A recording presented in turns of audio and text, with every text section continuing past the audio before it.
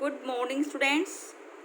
बेटा हमारा जो थर्ड चैप्टर है, जिस चैप्टर का नाम है नियोजित विकास की राजनीति, उसकी सेकंड यूनिट के बारे में हम बताएंगे। सेकंड यूनिट हरित क्रांति से संबंधित है कि हरित क्रांति का मतलब क्या है, हरित क्रांति की विशेषताएं क्या हैं और भारत में हरित क्रांति का सकारात्मक प्रभाव क्या पड़ा और कैसे इसके नकारात्मक परिणाम निकले। तो आइए हम आपको इसके बारे में समझाते हैं। देखो बेटा, जो हरित क्रांति है 1965 के बाद HYV बीजों का आरंभ, इसको नोट कर लीजिए बेटा कि भारत में हाइब्रिड बीजों का प्रयोग किस सन के बाद किया जाने लगा। तो 1965 के बाद भारत में हाइब्रिड बीजों का प्रयोग किया जाने लगा। उर्वरकों और सिंचाई के ज़्यादा उपयोग को सामूहिक रूप से हरित क्रांति के नाम से जाना जाता है। यानी कि जो सिंचाई का या फिर जो खाद है या सिंचाई है, उनका ज़्यादा सामूहिक प्रयोग को किसके नाम से जाना जाता है? हरित क्रांति के नाम से जाना जाता है, जिससे कि फसलों में वृद्धि की मात्रा ज़्यादा होती है। भारत को खाद्यान्न में आत्मनिर्भर बनाने के लिए उत्पादन दृष्टि प्रदान की कार्यक्रम की शुरुआत संयुक्त राज्य अमेरिका आधारित व्यवस्था रॉकफेलर फाउंडेशन की सहायता से हुई। यानी कि अमेरिका में कृषि में सुधार लाने के लिए जो व्यवस्था लागू की गई थी, उस व्यवस्था का नाम था रॉकफेलर फाउंडेशन। तो उसी की सहायता से भारत में भी हरित क्रांति को एक नई शुरुआत मिली। यह गेहूं, चावल और अन्य खाद्यान्न जो मैक्सिको और फिलीपींस में विकसित हुए। यानी कि किन देशों पर आधारित थे? मैक्सिको और फिलीपींस। इन सभी हाइब्रिड बीजों में से गेहूं का परिणाम सबसे अच्छा रहा। यानी कि जो हमने हाइब्रिड बीज प्रयोग किए, उसमें सबसे अच्छा परिणाम किसका निकला? गेहूं का। मोटे अनाज, गरीबी का स्थायी आहार और दाल प्रोटीन का मुख्य स्रोत का उत्पादन पिछड़ गया, जिससे प्रति व्यक्ति उपलब्धता में कमी आ गई। वित्तीय वर्ष 1960 में हाइब्रिड कार्यक्रम के अंतर्गत कुल क्षेत्र 19 लाख हेक्टेयर थे और 1970 के वित्तीय वर्ष तक 1,54,00,000 हेक्टेयर और 1980 के वित्तीय वर्ष तक 4,31,00,000 हेक्टेयर भूमि में कृषि हुई। हालांकि 1980 के उत्तरार्ध में कृषि महत्वपूर्ण रूप से घटी, क्योंकि अतिरिक्त भूमि उपलब्ध नहीं थी। हरित क्रांति के मुख्य लाभों का अनुभव मुख्य उत्तरी पश्चिमी भारत में 1965 और 1980 के दशक में शुरुआत में हुआ। सबसे प्रथम जो हरित क्रांति का लाभ प्राप्त हुआ बेटा, वो उत्तर पश्चिम भारत में हुआ 1965 और 1980 के दशक के शुरुआत में।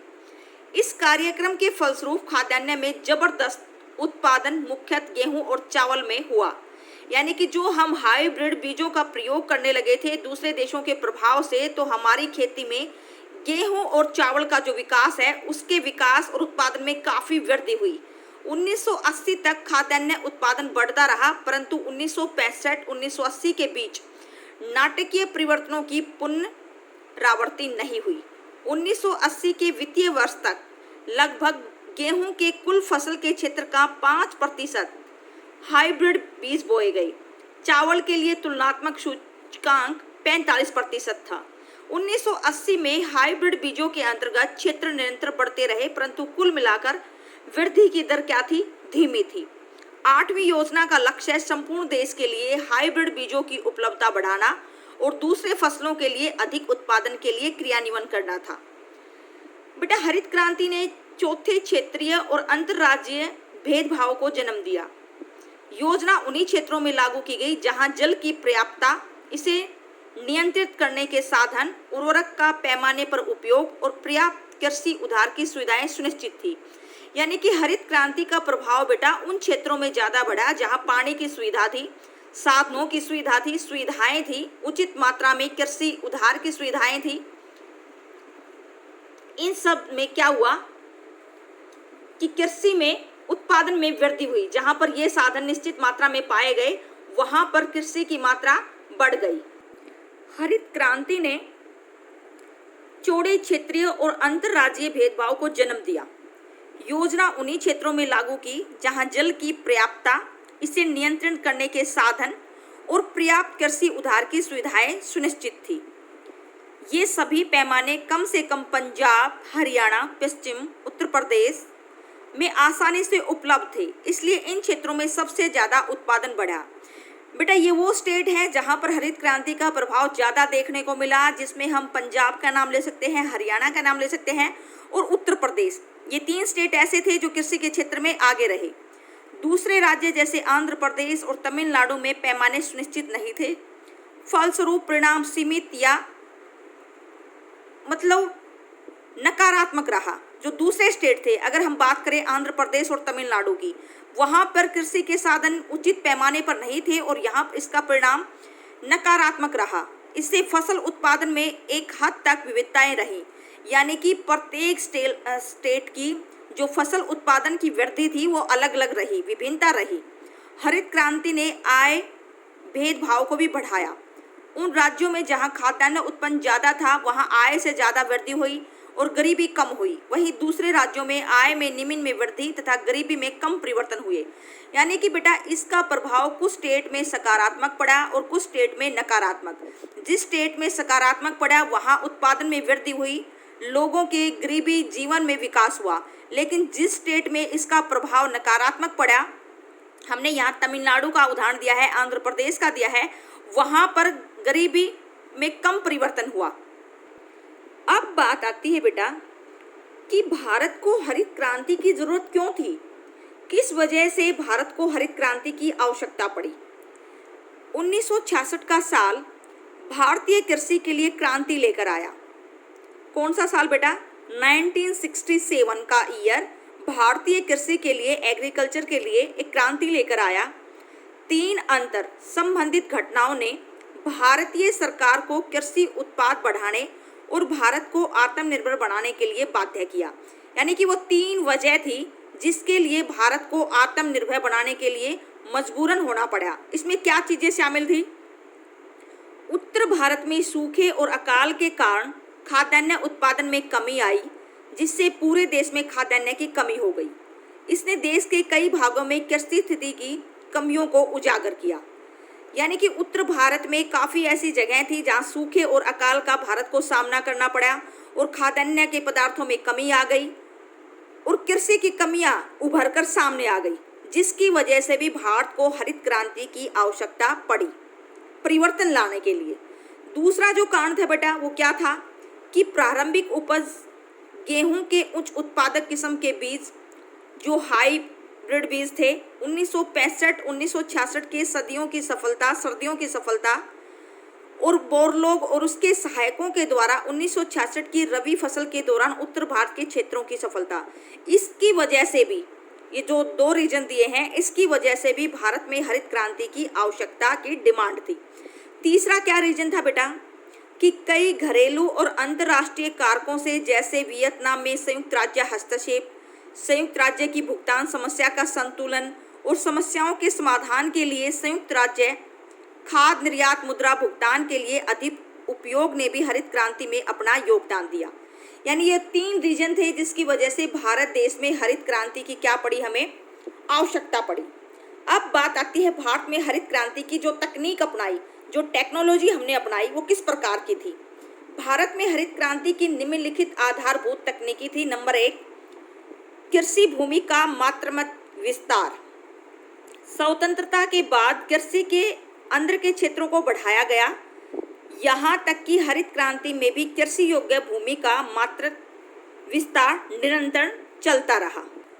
और दूसरा क्या था बेटा भारत में हरित क्रांति की तकनीक का?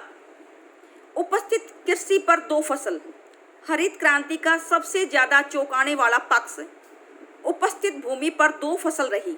रोपित भूमि पर 1 फसल के बदले 2 फसल पैदा करने का निर्णय लिया गया। पहली फसल प्राकृतिक मानसून पर आधारित थी, जो बारिश पर आधारित थी बेटा, और दूसरी फसल का उत्पादन भारी सिंचाई सुविधाओं द्वारा पैदा किए कृत्रिम मानसून के द्वारा किया जाना था। इसके लिए बांधों और दूसरे सिंचाई तकनीकी के विकास की आवश्यकता थी ताकि पानी का बहाव न हो। और तीसरी जो तकनीक का प्रयोग था वो क्या था? हाइब्रिड बीज, अंग्रेजों द्वारा शुरू की गई भारतीय कृषि अनुसंधान परिषद का पुनर्गठन 1965 और 1973 में हुआ। इसको भी बेटा अंडरलाइन कर लीजिए कि अंग्रेजों द्वारा शुरू की गई भारतीय कृषि अनुसंधान परिषद का पुनर्गठन कब हुआ? 1965 में और 1973 में। ICAR ने उच्च गुणवत्ता वाले बीज का विकास किया जिसने हाइब्रिड कहा जाता है। यह भी पूछा जा सकता है किसने हाइब्रिड बीज का विकास किया, तो ICAR ने उच्च गुणवत्ता वाले बीज का विकास किया जिसे हाइब्रिड कहा जाता है। चावल, गेहूं, मक्का और बाजरा के लिए हाइब्रिड बीज विकसित किए गए। MN स्वामीनाथन, जो कि दिल्ली स्थित भारतीय कृषि अनुसंधान परिषद के निर्देशक थे, भारत में हरित क्रांति के जन्मदाता थे।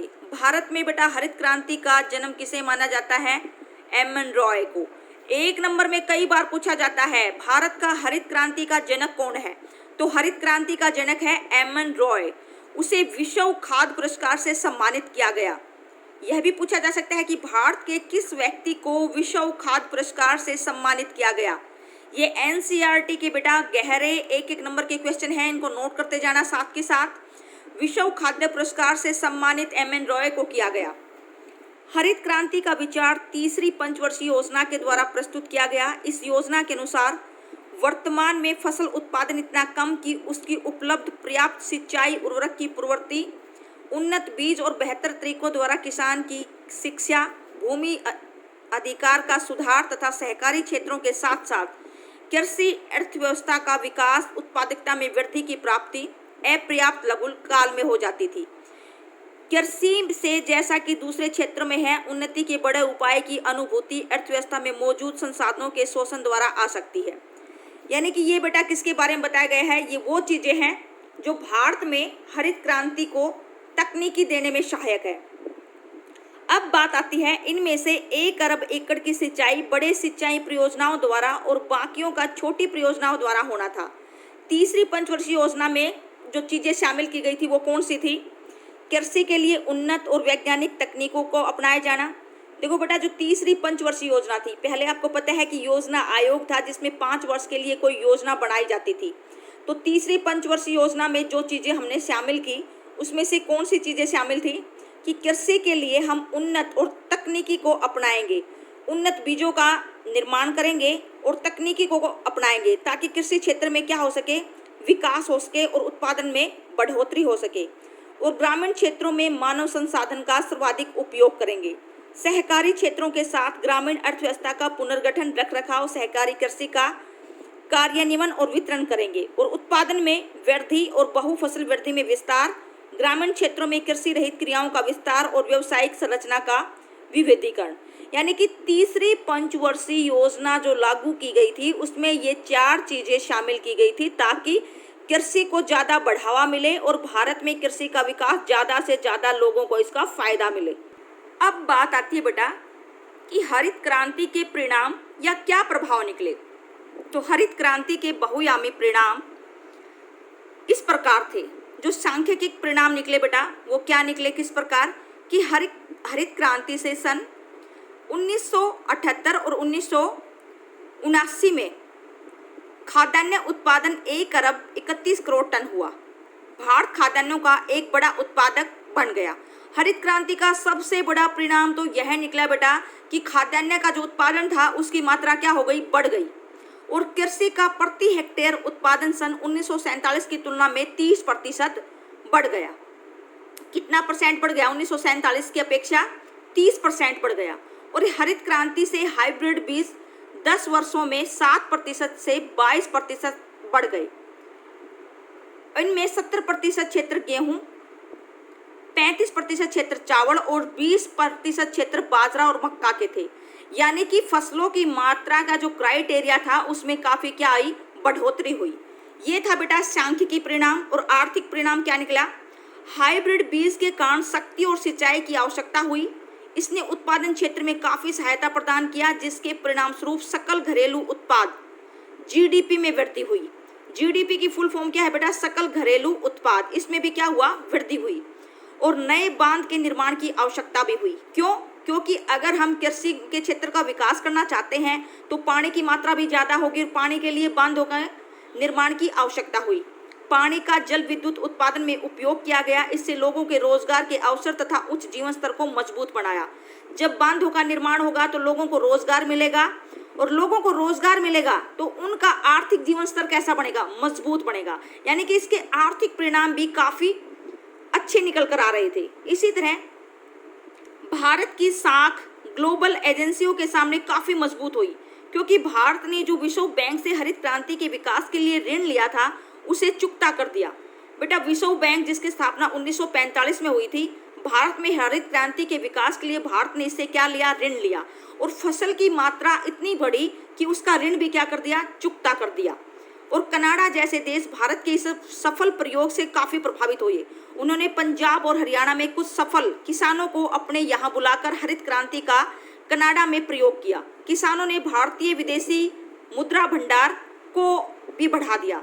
यानी कि बेटा, भारत में किसानों के काम से कनाडा देश भी इतना प्रभावित होया कि उसने सफल किसानों को अपने देश में बुलाकर इस प्रक्रिया का प्रयोग करने के लिए कहा। किस प्रक्रिया को? हरित क्रांति में जो भारत ने प्रयोग किया था उस प्रक्रिया को। तो इसमें सांख्यिकी परिणाम काफी अच्छे निकल के आए, आर्थिक परिणाम भी काफी अच्छे निकल के आए। लोगों का आर्थिक जीवन स्तर बढ़ने लगा और फसलों की मात्रा बढ़ने से गरीबी में भी परिवर्तन आया। फिर बेटा, इसके जो आर्थिक परिणाम के बाद सामाजिक परिणाम क्या निकले? इसमें कृषि और औद्योगिक क्षेत्र में बड़ी संख्या में फैक्ट्रियों और जल विद्युत शक्ति परियोजनाओं की स्थापना के कारण रोजगार के अवसर पैदा हुए। यानी कि ये सामाजिक परिणाम लिखना कि लोगों को क्या मिलने लगा? रोजगार मिलने लगा। और राजनीतिक परिणाम क्या निकले? पॉलिटिकल जो रिजल्ट्स निकलने लगे वो क्या थे? कि भारत एक खाद्य पीड़ित देश से खाद्य निर्यातक देश में बदल गया। इससे दुनिया में इसकी प्रतिष्ठा बढ़ गई। यानी कि जो भारत देश खाद्यान्न पीड़ित था, खाद्य वस्तुओं की कमी थी, उस देश ने हरित क्रांति से इतना विकास किया कि वो निर्यातक देश बन गया कि भारत में उत्पन्न होने वाली फसल का वो क्या करने लगा? विदेशों में व्यापार करने लगा। भारत की फसल तैयार होकर विदेशों में व्यापार के लिए जाने लगी, निर्यातक देश बनने लगा, दूसरे देशों में अपने देश के खाद्यान्न पदार्थों को भेजने लगा। और हरित क्रांति ने उस समय की प्रधानमंत्री इंदिरा गांधी और उसके राजनीतिक दल, भारतीय राष्ट्रीय कांग्रेस और साथ ही राजनीतिक प्रतिद्वंदियों की स्थिति मजबूत की। ये भी उसका एक राजनीतिक परिणाम निकला, क्योंकि बेटा लोगों की जब छवि अच्छी हो गई, खाद्यान्न पदार्थों में कमी दूर हो गई, तो राजनीतिक दल पर भी क्या आया? निखार आया और उनकी स्थिति क्या हो गई? मजबूत हो गई। अब बात आती है बेटा हरित क्रांति की लिमिटेशन की, कि क्या सीमाएं थी। शुरुआती विकास की कुछ सीमाएं थी और हरित क्रांति इसका अपवाद नहीं है। इसलिए इसकी जो सीमाएं थी वो इस प्रकार है। यद्यपि प्रभावशाली हरित क्रांति ने भारत को पूर्णतः खाद्यान्न में आत्मनिर्भर नहीं बनाया। 1979 और 1987 में सूखे में खाद्यान्न की कमी हो गई और 1998 में भारत ने प्याज का आयात किया। हालांकि वर्तमान संसार में 100% आत्मनिर्भरता संभव नहीं है। बेटा, अगर लिमिटेशन की बात की जाए तो कुछ कमियां भी आई कि 1998 में भारत ने प्याज को आयात करना पड़ा, यानी कि दूसरे देशों से प्याज की डिमांड की। भारत एक कृषि प्रधान देश होते हुए भी प्याज का क्या किया? हमने दूसरे देशों से ऑर्डर किया। यह इस पर सीमा थी। दूसरी क्या लिमिटेशन बताई है? हाइब्रिड किस्म के बीजों का उपयोग सभी फसलों के लिए नहीं है। मोटे तौर पर हरित क्रांति सिर्फ पंजाब, हरियाणा, उत्तर प्रदेश के कुछ भाग और बंगाल में सफल रही, जबकि इसके परिणाम भारत के दूसरे क्षेत्र में प्रभावशाली नहीं रहे। दूसरी बेटा हरित क्रांति की जो लिमिटेशन थी, सीमा थी, वो क्या थी? कि हरित क्रांति का जो प्रभाव था, इसकी सफलता का, वो पूरे भारत के सभी राज्यों पर इसका सकारात्मक प्रभाव नहीं पड़ा। केवल हरित क्रांति का प्रभाव या सबसे ज़्यादा सकारात्मक परिणाम निकले वो जो स्टेट थे बेटा, वो कौन से थे? पंजाब थे, या हरियाणा था, उत्तर प्रदेश था। यानी 3 स्टेट को छोड़कर बाकी भारत के जितने भी स्टेट थे उन पर हरित क्रांति का कोई सकारात्मक प्रभाव नहीं पड़ा। ये भी इसकी क्या है? एक लिमिटेशन है। अगला क्या है कि अब भी उड़ीसा जैसे राज्य में अकाल और भुखमरी की स्थिति है। यानी कि बेटा उड़ीसा ऐसा राज्य है जहां आज भी, जब भारत कृषि प्रधान देश है और हरित क्रांति को अपना रखा है, तो आज भी उड़ीसा में अकाल और भुखमरी की सिचुएशन पैदा है। और आंध्र प्रदेश में किसान आत्महत्या कर रहे हैं। हरित क्रांति की संपूर्ण भारत में सफलता पर गंभीर संदेह उत्पन्न होता है। बेटा निष्कर्ष के रूप में हम कह सकते हैं कि हरित क्रांति का प्रभाव भारत के सभी राज्यों पर सकारात्मक रूप से नहीं पड़ा। केवल कुछ ही राज्य हैं जिन्होंने हरित क्रांति का सकारात्मक प्रभाव पड़ा, जिनमें से पंजाब है, या फिर हरियाणा है, या फिर उत्तर प्रदेश है, जिसमें खाद्यान्नों में वृद्धि हुई है, उत्पादन में वृद्धि हुई है। लेकिन बाकी कुछ ऐसे स्टेट भी हैं जो आज भी, जैसे हमने उदाहरण दिया उड़ीसा का, आंध्र प्रदेश का, कि आज वहाँ पर इतनी अकाली है, इतना अकाल और भुखमरी है कि आंध्र प्रदेश में तो किसान क्या कर रहे हैं, आत्महत्या कर रहे हैं। तो निष्कर्ष के रूप में हम लगाएं तो पूरे भारत को इसके सकारात्मक परिणाम प्राप्त नहीं हुए।